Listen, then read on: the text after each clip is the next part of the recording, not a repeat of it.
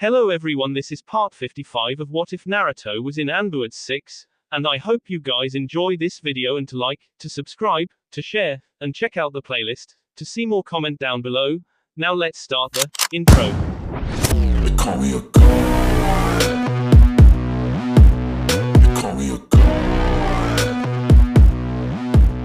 They call me a god. Join my membership, the perks are great. It's in the description.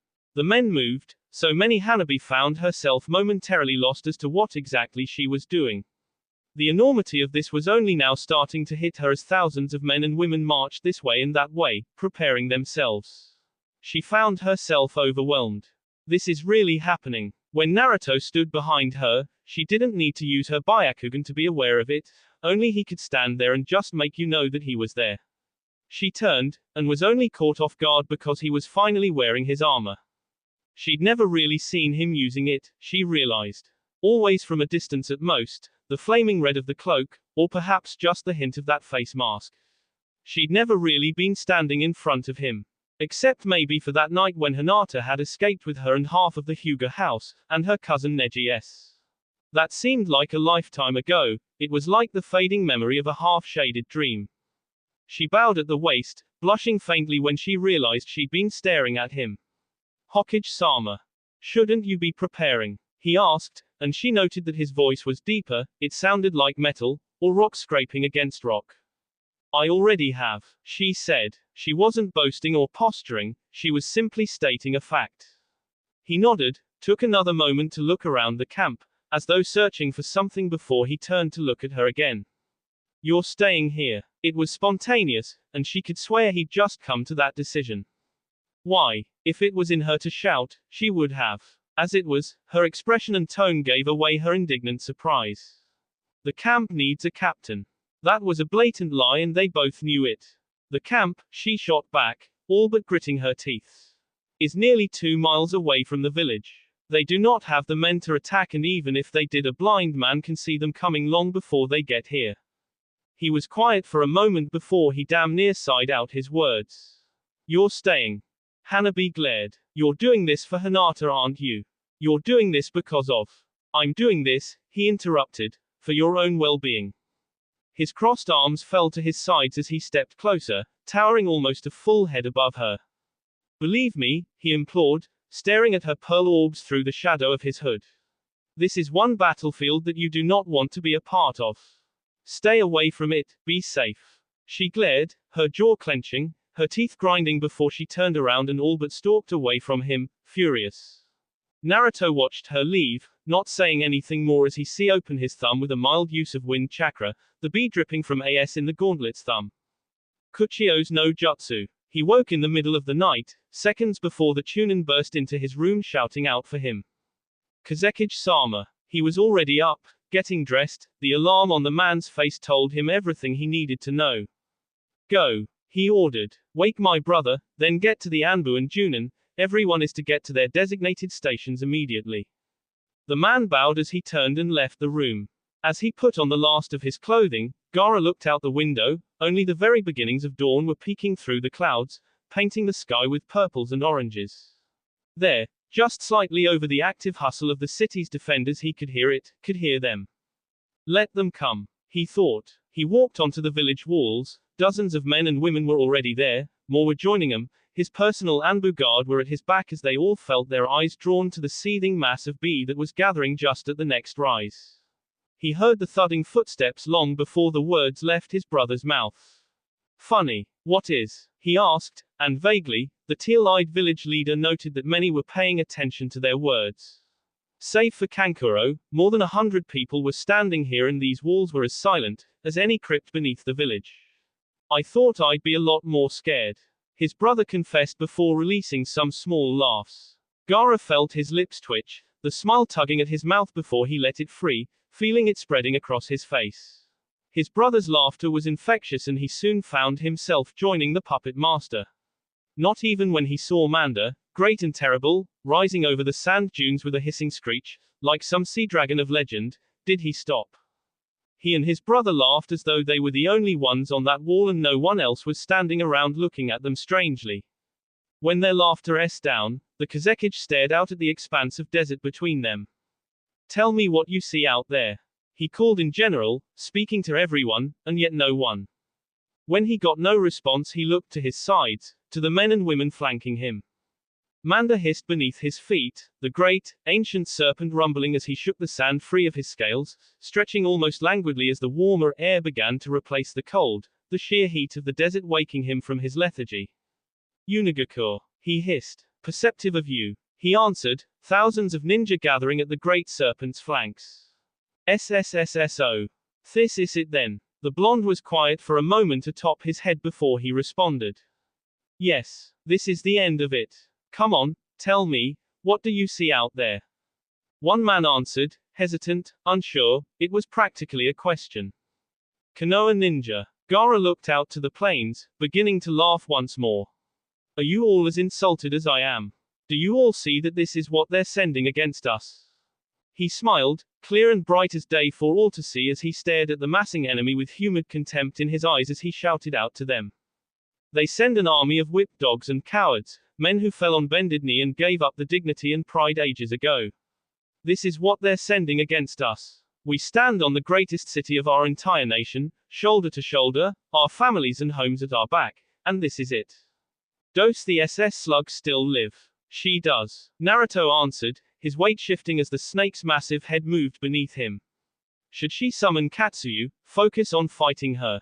I trust you can handle it. I will be dealing with the Kazekage, and my sister. SSSSHHE will S. Words are meaningless. He shot back. Make it a reality, then you can speak. My people, my fellow ninja. He was shouting now, chakra infusing itself into his voice box to carry his words as far as they would go, and climbed up onto the very battlements of the wall, standing a full head and sea above everyone as he turned around to look at him. More had gathered, below the wall, on the streets, their eyes on him. I have heard you all say his name. Whispering in fear and curses since this war began. The Devil King of Konoha. But, I am going to ask you now, do you know who I am? Some said yes. Just a few among the hundreds. Do you know who I am? Yes. It was a chorus that answered this time. Let me make it clear for you. I am Sabaku no Gaara, Yondaime Kazekage of Sunagakure. A subdued cheer. It was not enough. Not even close. Never again will you serve as you serve now. Nothing in your life will matter as much. No duty you will ever have will be as real or hold such consequence as the actions you achieve today. Today we will carve a legend into the S of every invader that dares try to come into this city. Our B is the B of the heroes and legends that first built this. Our city. Now the cheers were coming, truthfully and without hesitation. Naruto's sharp ears could faintly hear the cries coming from the wall. The chants and yells as the Kazekage rallied his men. The boy makes them find their courage. It will do them little good. Manda swiveled his eyes up to look at his summoner. Will you not speak? No. He answered, reaching down and gripping his blade. Will you stand? A roar was his answer. Ninja of Suna, we are the blades of the wind, the all-consuming desert dunes, the fiery heat of the sun above. We are Suna. He spread his arms to his side, as wide as they would go, as though he were about to tip himself back and off the wall. This is our city, our home. Say it now so the bastards and dogs will hear you across the desert. Our city, our home. A wall of sound S against his sea, and the blow was invigorating. Our city, our home. Let them come, we will break them here with steel and fire. Steel and fire. Their cheers were louder now, so loud he was sure his own men could hear it as he drew his blade. Our city, our home. They cried. His sword gleamed in the light of the rising sun, the scimitar's edge razor sharp. No words from me. Not for them. He said to the snake.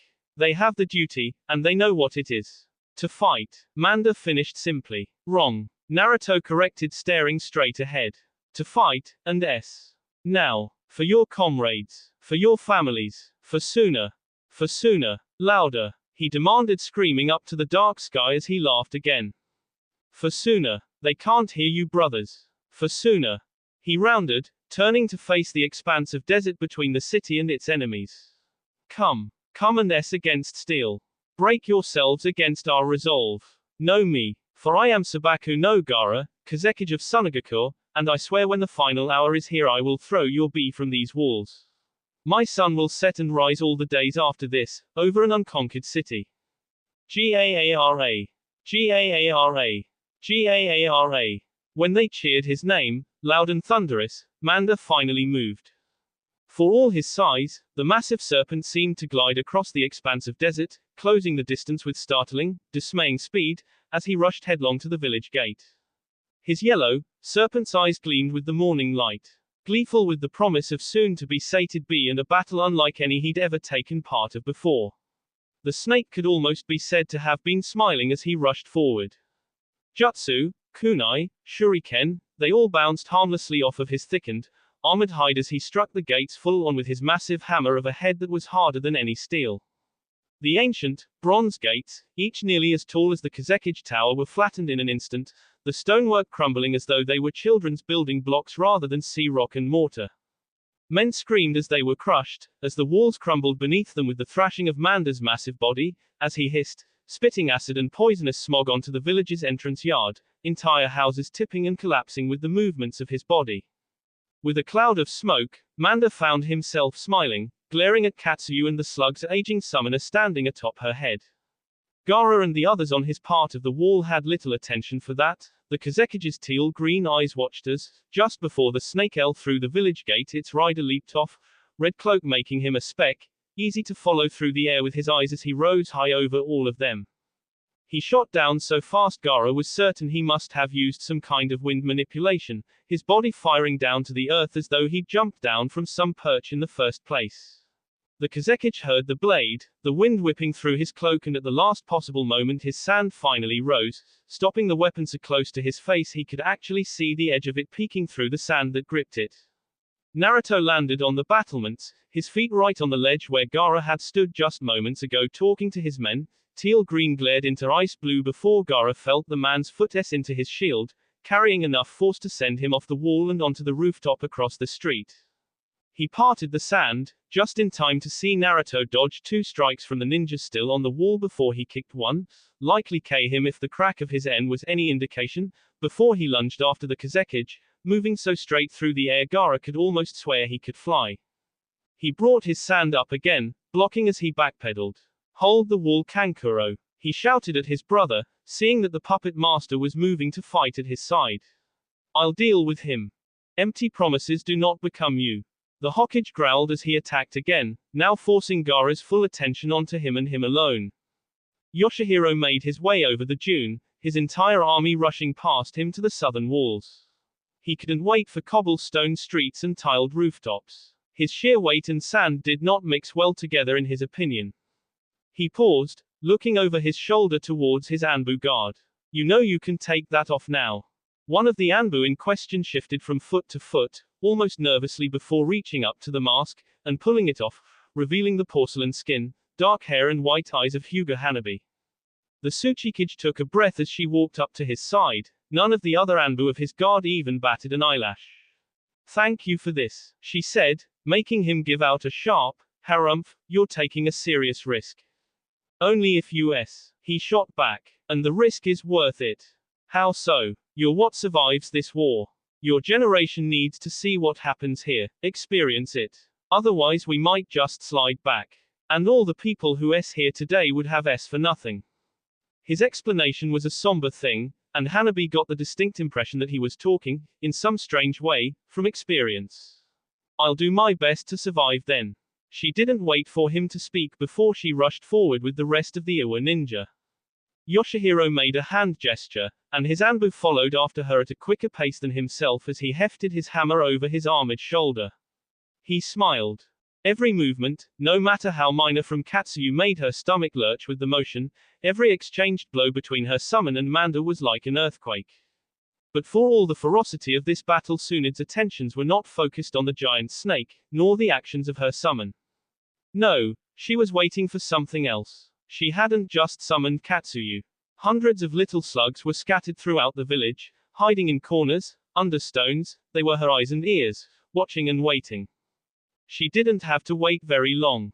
"Katsuyu, make sure Manda doesn't get farther into the village," she said, barely even waiting for the slugs muttered, "Of course," before she leaped off of her summon's head, speeding away through the village as soon as Eastern forces began their fighting retreat from the walls. The moment she made her way over the walls, she activated her Byakugan. Her sight expanded, became whole again as she saw everything. Especially all of the traps. "Stop!" she shouted, her voice lost amidst the screaming of nearly 1,000 Iwa ninja rushing past her to the fight that awaited them. The first of the traps were sprung. Menes left and right, some dodging one trap only to spring another. They weren't quick enough to escape. She tried to shout more, to bring them to their senses, to make them stop, but she was not Yoshihiro nor anyone that they knew or respected. They surged forward and her voice was lost. She knew that most, if not all of the Hyuga were on the Eastern force. They were most likely keeping their people safe, but how much would this side suffer? How much would Kiri's division circling up to the north of the village if the entire area was like this? She moved to rush forward. It wouldn't take the smarter Iwa ninja long to discover that they were walking through a field of traps and take better caution. That did not mean that she couldn't help spring or disarm some of those traps safely, however. She felt a hand on her shoulder and turned. She expected Yoshihiro. She was infinitely surprised to find Shino instead. "Aburame-san." He nodded. "You were told to remain at the camp." She set her jaw, glaring at him with an active Byakugan.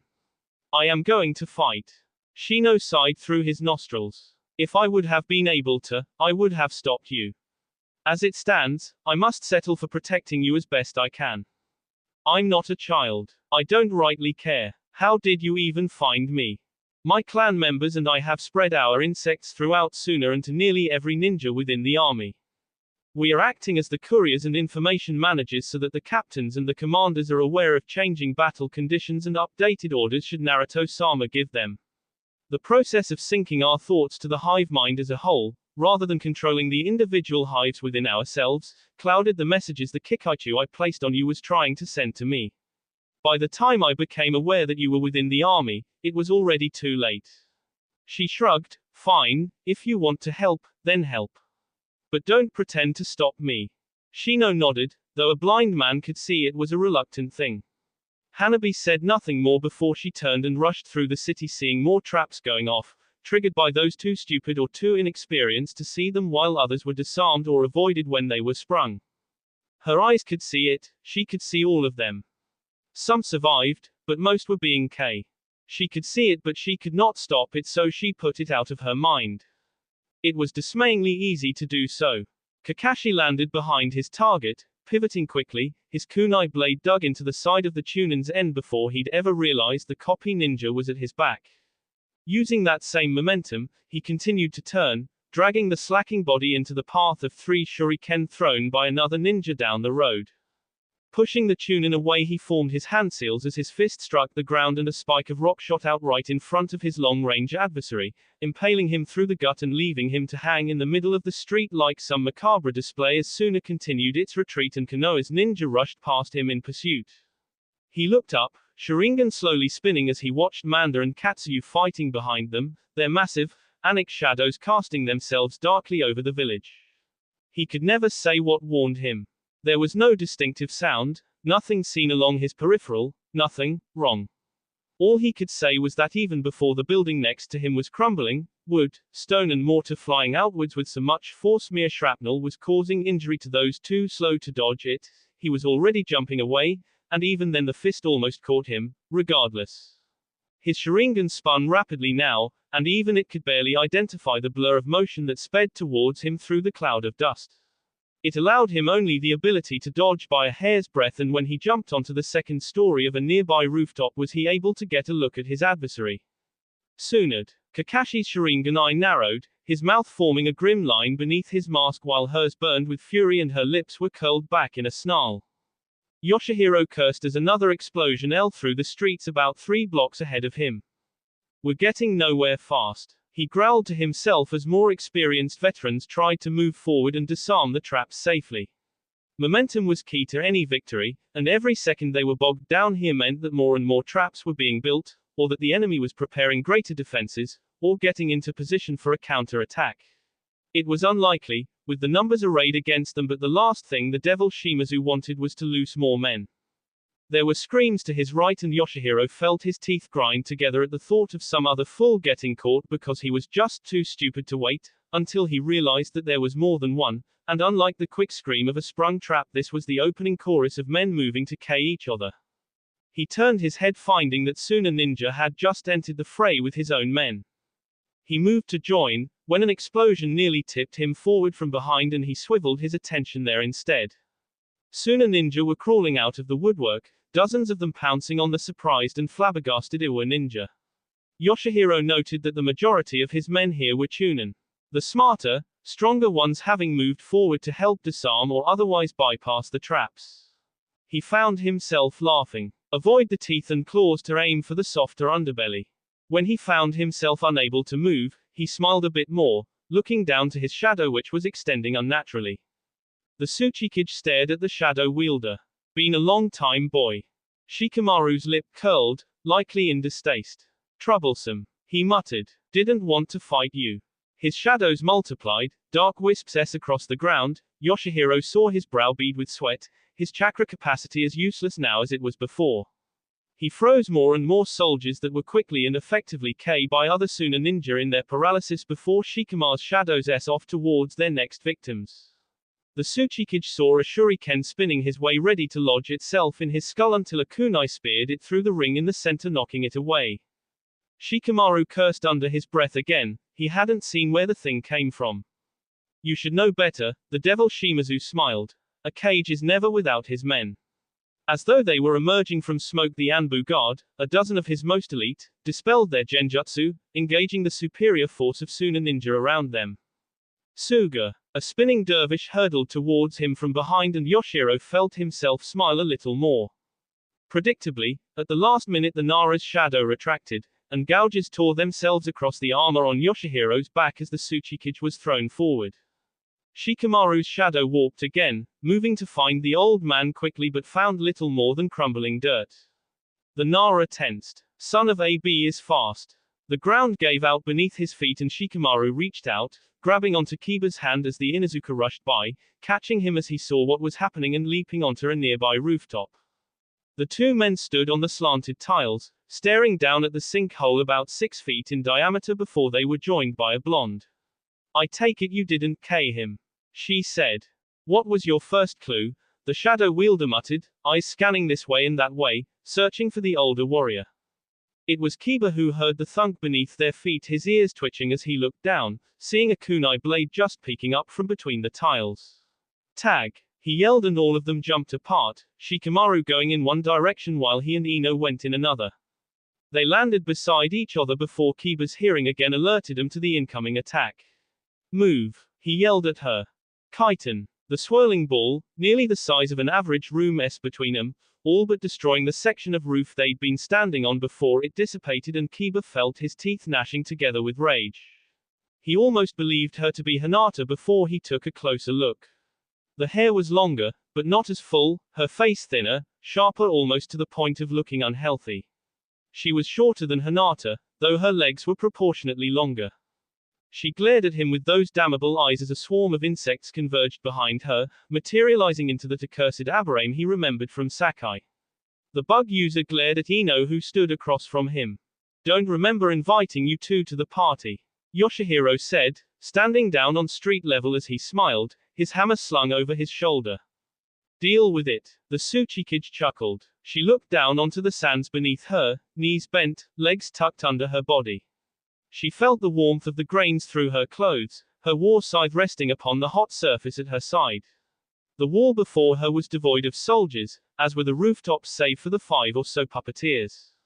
She reached down, running her hands through the fine grains. Suna's sands were so soft, like a sheet of gold silk. It was strange, not as coarse as she would have expected. Strange that she never noticed that before. Would she upon him today? To join her husband? To join Yugito? Akina? Would she walk on silks of spun gold or be ensnared in drapes of dark red?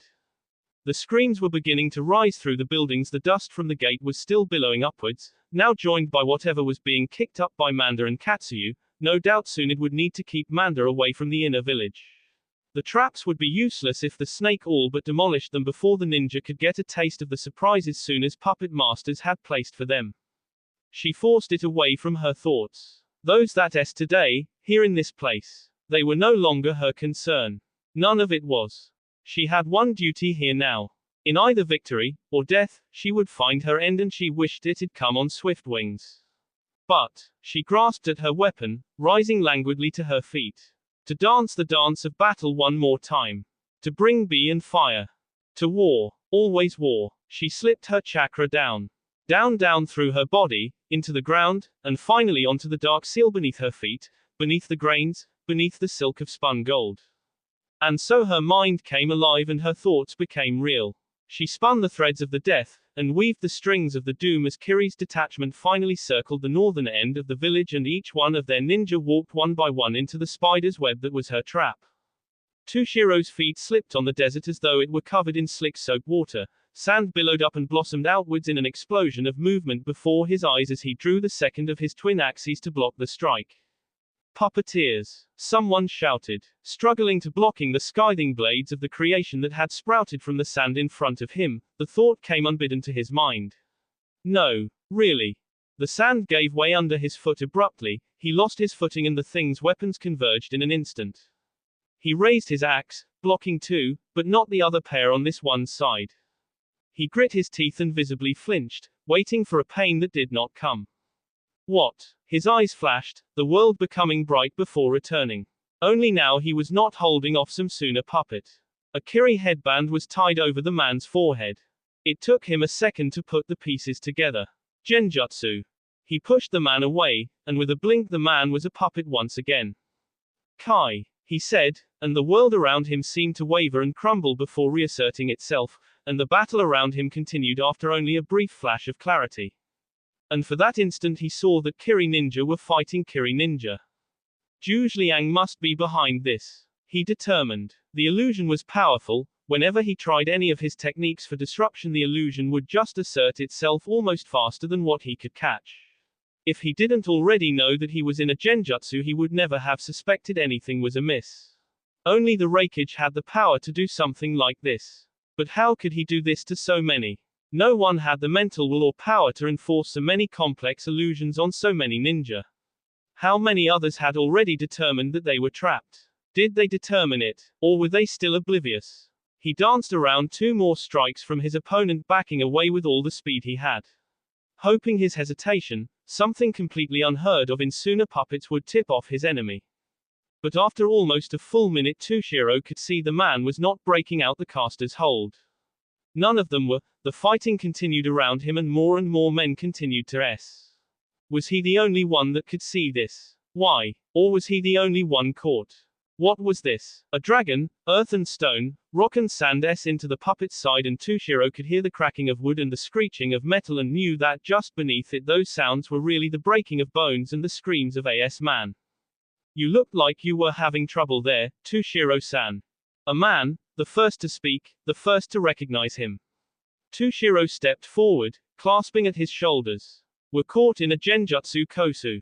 He yelled, struggling to be heard over the cacophony the illusionist was half projecting, half allowing. It's some kind of mass illusion, it's pitting us against each other, the puppets are other Kiri ninja. The man, Kosu, looked around. Tushiro-san, whatever he was about to say was stopped by the person he was addressing as Tushiro swung one of his axes with inhuman speed, earning a glancing blow to his left arm. Are you mad? Kosu shouted, scrambling away. You've taken his face, Tushiro answered, but you don't know his name. It's not Kosu. It's Hashiro. You've made my job of finding you a lot easier. Hashiro stood, glaring at the son of Guan. How are you resisting this? He muttered before body and face melted away in wisps of grey smoke to reveal a woman.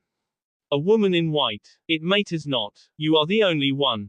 The others are snared within the web. Soon they will be s to the last man along with you. Not if I k you first. The woman's eyes flashed pale silver, and Tushiro saw her literally vanish before his eyes. Then he saw his countrymen surge forward to scale the walls. He saw them swinging at empty air for a moment before the illusion reasserted itself on him, and he saw hundreds of Suna ninja being seized down by fellow Kiri ninja. He reached out, grabbing one of the Kiri ninja by the arm. The man, Samchunen, turned around and Tushiro saw the attack projected through his gaze before he delivered it, and his axes came up to block the strike. He must see him as a Suna ninja. Or a puppet. When the man swung, Tushiro lashed out, ready to strike with the pommel of his axe on the man's temple to knock him out. Then of course the man had to move. It was the lower point of the axe head that found his temple instead, cleaving into the side of his skull with a wet squelching sound. The genjutsu did nothing to hide the sensation of the man's bee splattering over his face. He pulled his weapon free, guilt clawing at his insides before he pushed it back down and looked up to the wall again where the men were rushing over it now, unimpeded, sure of their victory. The lady in white looked down on him from on high, the wind ruffling her clothes as she stood on the battlements. He rushed to her, hoping to end this quick. He reached the battlements and the world darkened, shifting and turning in a dizzying vertigo as she vanished. And he was left with nothing more than a completely deserted village, its streets the screaming soldiers vanished, the cacophonous battle on the eastern side gone, his fellow ninja gone, not even the wind howled through this barren place. A voice as smooth as velvet, and as toxic as any poison through his thoughts. Let us contend on a higher battlefield. It was strange, really. Shino found himself deciding just how much hatred he was gaining for Suna's puppets, in the scant few minutes he'd been fighting with, who he recognized vaguely as Yamanaka Ino by how his Kikaichu said her chakra tasted and of course, her appearance. Regardless, back to the point, it was very strange. He'd never hated puppets or their wielders over much in all his years as a ninja, despite having faced one or two. To be fair, however, none had ever been as bothersome as this one was proving to be. There were 3 puppets, one was coiled around her body, resembling a snake, the other 2 resembled birds, one crackled with electricity, the other was wreathed in fire. Both were doing an excellent job of killing any of his insects that got too close. And he couldn't even drain her chakra by placing his Kikaichu on her because of the snake wrapped around her body, it was emitting a sound in supersonic levels that was abhorrent to his partners. Most likely on the offensive, the thing would be able to rupture eardrums or interfere with human inner ear function. Dangerous. Luckily for him, it was being delegated to a more defensive role while the other 2 puppets sent him on a dancing game throughout the village rooftops, avoiding and dodging them. He stood on the side of a building, and the firebird came swooping over him, opening its bladed beak. Fire shot out towards him as the Aberrane backpedaled to escape the blast, his hive buzzing in fear of the flames. He jumped off, feet touching the sand-covered road as he saw both puppets circle in the air before swooping down for the attack. His hands formed a seal before earth, rock and sandstone rose up from beneath the cobblestone street, cocooning him in an earthen shell as the puppets reared back, flapping their razor-edged wings in fury before Ino threw a simple explosive tag onto the jutsu. The explosion cracked the shell right down the middle like an egg and it parted just in time to reveal itself as empty. The Yamanaka's eyes narrowed before she heard the buzzing above, raising her eyes just in time to see thousands of Kikaichu converge and reform the body of Shino, diving down to attack her. She tensed her foot and then brought it up in an incredible high kick, attacking almost straight up her foot connected with Shino's jaw before the Kikaichu dispersed and reconverged behind her as she was still bringing her foot down. She felt the sharp pain of an elbow into her spine, making her stumble forward, off balance before the insects again dispersed and converged damn near underneath her as the Aberrane clan head delivered a perfect upper C. The only thing that stopped her from biting off her own tongue was that her teeth were already clenched. Ino reeled, her concentration nearly slipping on her puppets with the pain as Shino's insects dispersed and reconverged. This time the back of her fist found the Aberrane's throat. Shino cursed, jumping away from her as her puppets resumed their attack, sweeping in close, lightning and fire prickling his skin and singing his clothing. Kikaichu could not reform weapons such as kunai and shuriken.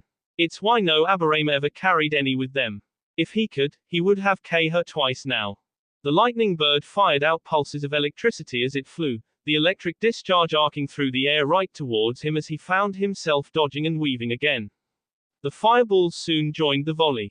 He ran, his speed carrying him through the attacks as he ducked and weaved his way past them. He jumped into the air, his body again dissolving into millions of tiny insects that twisted and curved through the puppets and their elemental threats before rushing again at the master. His attack was projected, obvious, it was meant for her to dodge. She didn't need to. The screech was so sudden, so agonizing. Shino found his body reforming against his will, the Kikaichu shrieking in pain as they crawled back beneath his skin in a futile effort to escape the sudden assault on their senses. It took him a second to determine the culprit. The snake puppet. She'd been holding it back as a trump card. Only the flash of a blade gave him enough presence of mind to move, and even then the weapon found home in his side rather than his end as he jumped away. The moment he was out of range, the Kikaichu aided his escape, a haze of millions of flies veiling his retreat as he hid within a building while his hive swarmed and dodged the bird-like puppets pursuing him through the air. Shino breathed heavily as he cradled his injury, sweat beading at his brow. He cursed, ignoring the sensation of his insects returning slowly from their aerial duel to distract the puppet mistress. He needed a moment to catch his breath, and hopefully find a way out of this. It was strange just how much he was growing to hate puppets. She rolled forward, the clawed hand coming so close she felt it actually brush her hair as she flipped over the edge of the house, off of the roof and onto the wall. She leaned to the side, her active Byakugan allowing her to see enough of the Inuzuka's attack to dodge it as he followed her. She flipped forward, rolling and twisting down the wall as he tried over and over again to strike at her. Then she landed, feet on the ground. She was facing the wall before she spun around with a kick that would have done Naruto proud, kicking Kiba hard enough in the face to send him into the wall of the building across the street. She lunged after him when a clone, half-formed and emerging from the ground beneath her, grabbed a hold of her ankle. She channeled chakra to her heel, kicking the thing's head clean off. She turned back in time for Kiba to drive his claws right across her T. Chunks of meat and muscle splattered wetly across the floor, fountained from her torn jugular before she vanished in a cloud of gray smoke, replaced by a log. Kiba cursed and turned just in time to put his prosthetic hand in the way of her attack. The light tap made the arm go slack, the chakra strings constructed to make it move, shattering with the strike as he leaped back to get some distance. She charged after him, her hands nearly glowing with chakra. He blocked her strike, his fist striking at the inside of her forearm as he jumped onto the side of the building, still trying to gain some distance as he reformed his chakra strings and his prosthetic arm regained its mobility. Hanabi followed, Hyuga hand strikes and deft kicks flying towards him. Kiba cursed and blocked as best he could, feeling every time as though a hot iron poker was striking his arm wherever she touched it. He leapt onto the other building across from him, twisting and turning in mid-air to keep his eyes on her. She just moved, able to see him from any angle as she just threw out attacks that no ninja could ever hope to deliver accurately without her eyes. The moment he touched the wall, he jumped back to the rooftop of the other building. She didn't have to pause and look like another ninja, she jumped almost as soon as he did. He cursed again. He landed on the very edge of the rooftop, damn near feeling the strike at his back. He didn't think, he just jumped up, backflipping in mid-air. He fell back to the ground head first, seeing Hanabi and her outstretched hand where she failed to land the K blow. His prosthetic arm shot out, the bladed fingers firing towards her with the rattle of a chain.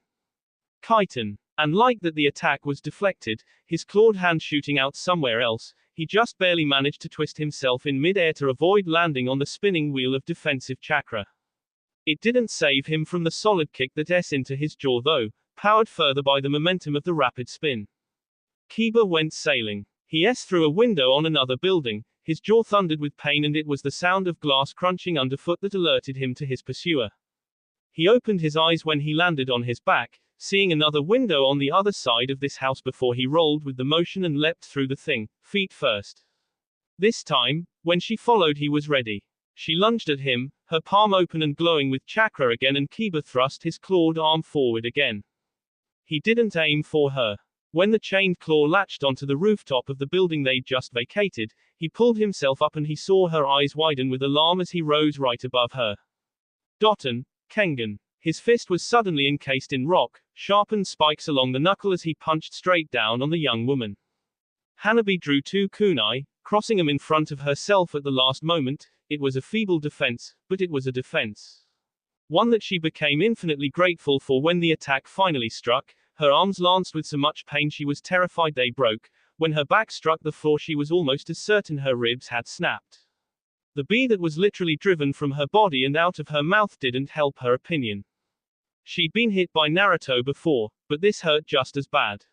Maybe even worse. Through her closed eyelids she saw Kiba moving to finish her. With a surge of adrenaline she forced her body to move. Rolling to the side she managed to twist herself on the floor to reach her feet. She was about to form a technique when the Inuzuka was already on top of her. When had he gotten this fast? Or had she just gotten that slow? 2 feet into her sternum, driving out air she'd managed to get back into herself before she was against a wall. She pushed herself off, hoping to catch him off guard with a quick recovery, but he dodged her attack, moving around her. She could see him, but wasn't fast enough to react.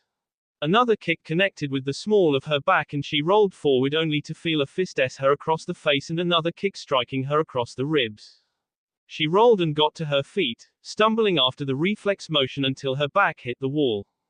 He attacked again, his claws brandished, ready for the fatal blow, and Hanabi felt a calm settle over her.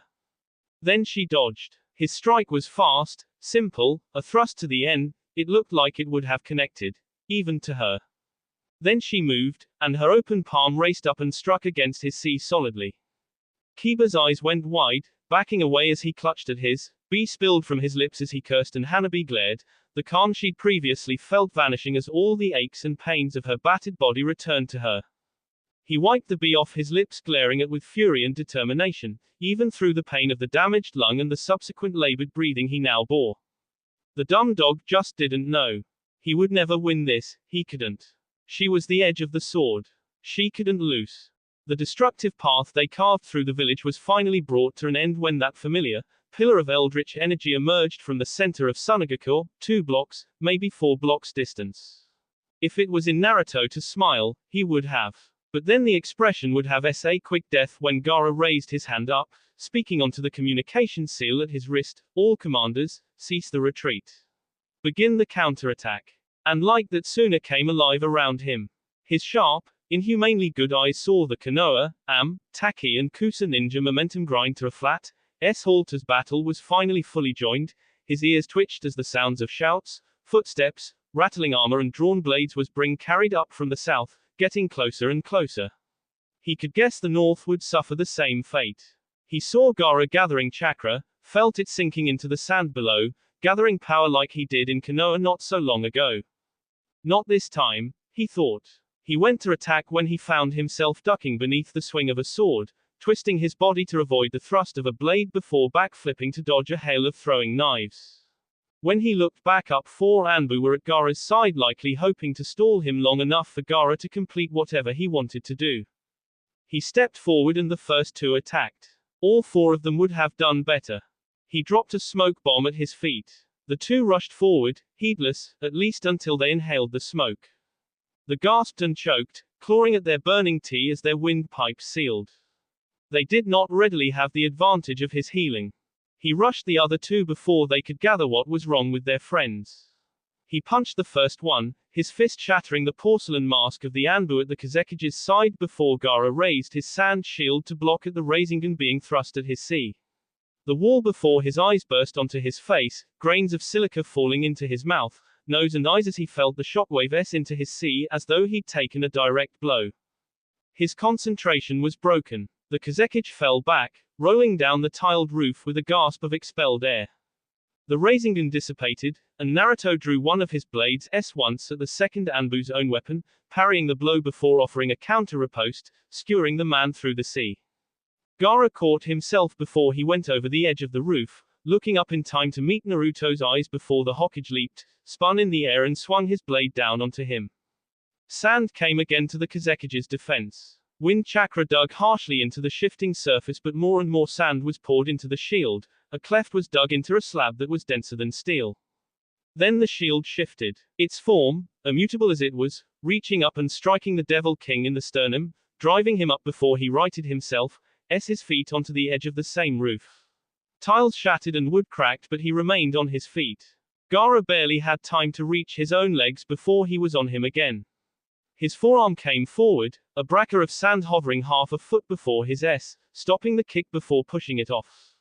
Gaara stood up straight, his hands lashing out, spikes and blades of sand seeking Naruto's while the very sand beneath the village began to rumble and shift as more was submitted to his will.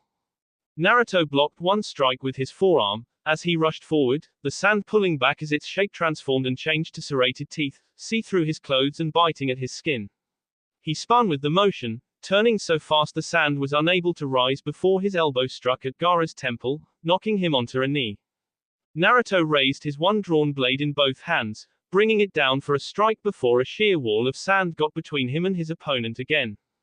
He backpedaled, feet reaching the edge of the roof as the sand shot towards him in spikes and barbs that converged as they were propelled from the wall.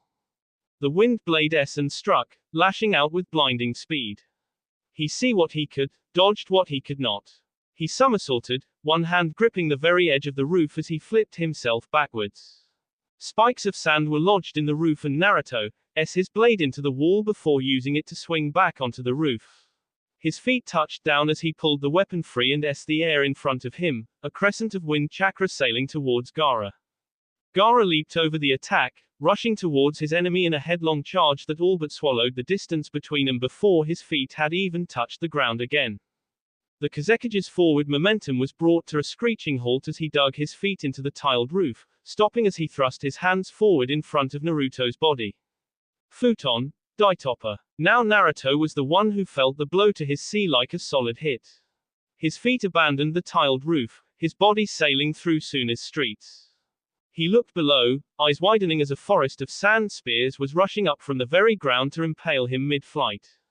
He turned, free hand stretched out towards the earth and the onrush of projectiles. Futon, Shoha. It was as though the fist of a god had plunged down into the earth. It shattered Gaara's attack like so much dust, into the cobblestone streets, digging a shallow crater into the ground. Landing on another roof, he charged again, dozens of feet crossed within the blink of an eye while an ocean of sand began to billow up from the ground, ready to reach up and consume them both. Foolish boy, he thought, landing on the roof, shattering tiles with the harsh soles of his boots, his blade between them he reached down with both hands into his satchels, pulling free two scrolls he unrolled them, tossing the bunched rolls to either side of the Kazekige. They were unfurled, revealing red runes on white parchment. Gaara erected his barrier around himself, tightening his hold and control over the sand, ready for the attack. But none was forthcoming, and he felt only a tug, and a nauseating sense of vertigo. He dropped his shields, and found he was no longer within the walls of Suna, no longer fighting on its leagues upon leagues of sand. Rather he stood far above, at the top of the village's Kazekige monument, the sheer sandstone cliff shooting up from the ground to tower above the village, granting him an unobstructed view of the entire village as it was slowly engulfed in fire. Too far to help. Too far to do anything from here. No more distractions. He heard. His eyes found Naruto who pulled his weapon free from the ground with a flourish. No more feints. No more strategy and guile. No more. Hateful, glacial blue met storm green and Gaara found himself agreeing with his words despite himself. Come. The demon of Konoha growled out harshly through the grill of his metal face mask. Come and let us finally bring an end to this. Sabaku no Gaara. The sandstone cracked and splintered beneath the Kazekige's feet, hissing tendrils of gold grains snaking up his body as his fists clenched. Yes, he thought, let's. Yoshihiro was laughing as he walked into the house, his hammer periodically striking at the wooden walls. Come on out, boy. We're still not done with today's lesson. From his hiding spot Shikamaru threw his voice, the multiple projections making it seem as though his voice was coming from everywhere. I'd rather skip the part on S. He'd been counting on this, to a degree. The moment he saw Yoshihiro on the field he knew the old man would fight in a certain way. The cage had pride, and he could bet the old man wanted to indulge him by fighting here, where he was choosing the terms. The Tsuchikage, with his techniques, hell, with the hammer alone, he could probably tear this whole house down in short order. This was more sport than anything for the old man. He wanted to savor this. Shikamaru needed to plan and he needed to plan fast. The chase might amuse him for a little while, but testing his patience would just have him destroying this building in short order. He'll K me at close combat. He can probably take the mid-range jutsu I know with no problem.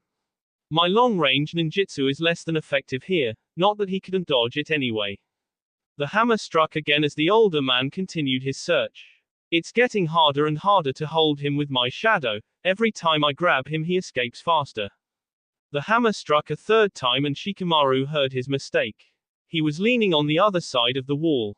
He pitched himself forward, rolling over a low table as 300 pounds of armored behemoth plowed through plaster and wood, grinning like a madman as he stalked forward. Found ya.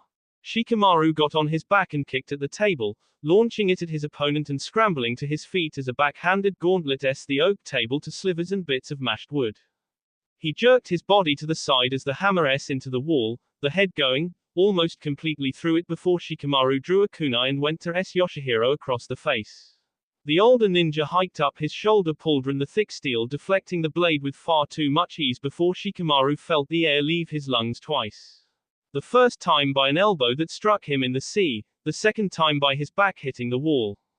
He saw Yoshihiro's weapon through the plaster beside him as the old man didn't even bother to pull it out for the swing. It careened towards his head, ready to it into pulp. Shikamaru closed his eyes, his body melting into black before it slipped beneath Yoshihiro, reforming at the other side of the house. He heard the Tsuchikage laugh as his stomach rolled, his body thoroughly unused to doing that. Strength from desperation, the old man growled with that fanged smile. That can be the best kind, you know. He heard him chuckling as he slipped past to find another hiding place. Then the house lurched, the entire floor rising up like some beast was trying to push its way from underneath the floorboards.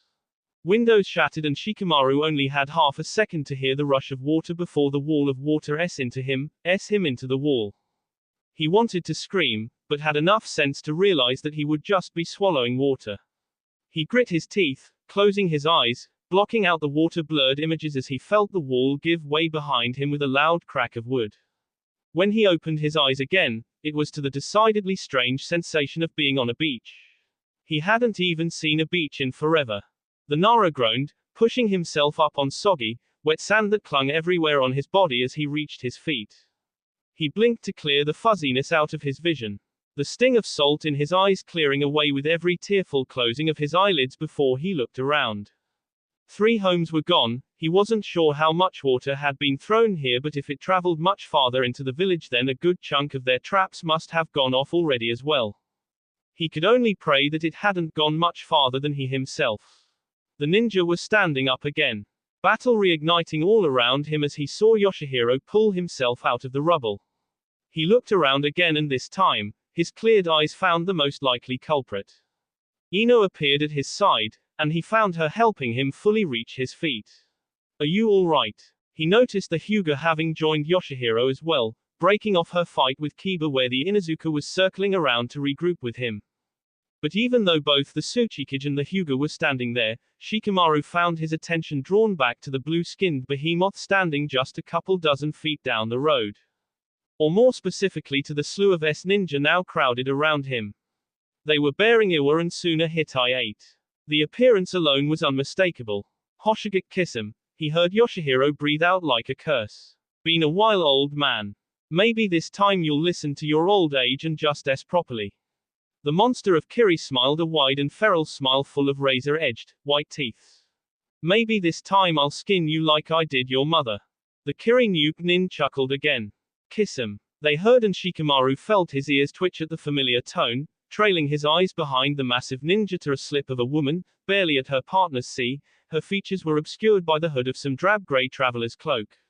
But he knew he'd heard that voice before. She was upwind of them, he would have asked Kiba otherwise.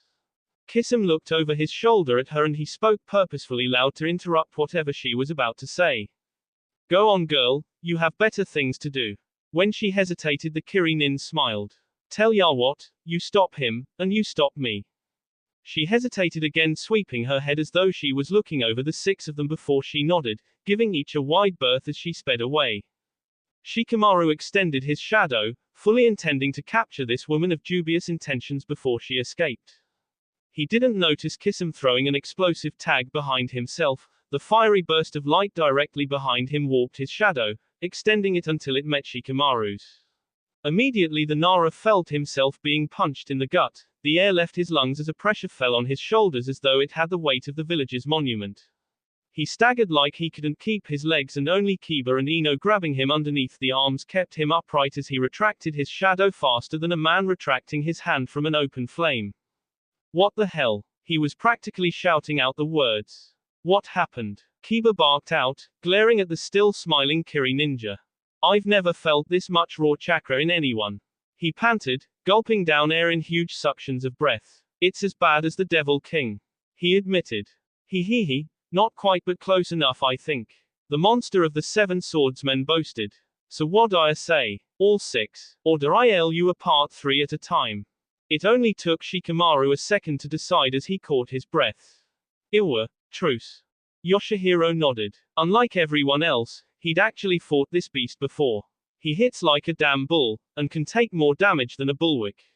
The power of his water jutsu are insane, get caught in any of them and you're not walking back out, in a hurry, if at all. I'm weak to lightning, and earth is always a good defense against me.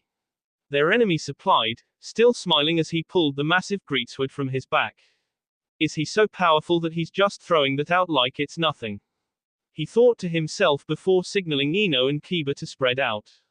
Beside him, he heard the Hyuga hiss at Yoshihiro. You're going to cooperate with them. Kisame isn't an enemy we can beat alone, he responded. Quite frankly I'd tell you to run if I didn't think we'd need you. He's right, the Aburame said at his side. As we speak my Kikaichu are feasting on his chakra. But it's like trying to empty the ocean with a bucket, his power cusps on the scope of the Jinchuriki. Shikamaru risked a quick glance around him. Suna and Iwa Ninja were still fighting, with Suna now slowly drawing the Iwa Nin further into the village and through the field of traps while the bulk of the Suna elite pulled away to encircle the Leaf forces in the center.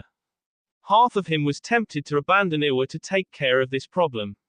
But there was always a chance Kisame could instead target Suna's forces instead. An even bigger risk was having him flood the entire southern district with an area attack like this one that leveled almost a whole city block. This would destroy so many traps, it would all but demolish the entire southern defense. This blue freak was like Manda. They had to keep him as far out of the village trap perimeter as they could. They were going to keep him out, even if he had to work with his enemy to do it. He could K the Hyuga, Aburame and Tsuchikage, the ones who weren't one-man demolition teams, afterward. As Yoshihiro finally convinced the Hyuga to cooperate, and his, now 6, opponents began to surround him, Kisame threw his head back and laughed loud and utterly carefree. This was going to be so much fun. He landed, stone and sand kicked up around his ankles with the impact of his feet, his blue eyes left Gaara for a moment, looking down to the village. Pockets of flame were sprouting up here and there as more and more ninja sought to simply burn away the obstacles Suna had put in their path. Stupid really, the flames would dull their hearing, the smoke would blind them, the ash would choke them.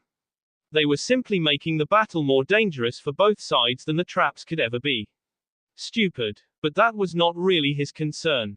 No, she was here, she was coming closer. Good, he thought. Come, now and let us find an end, sister.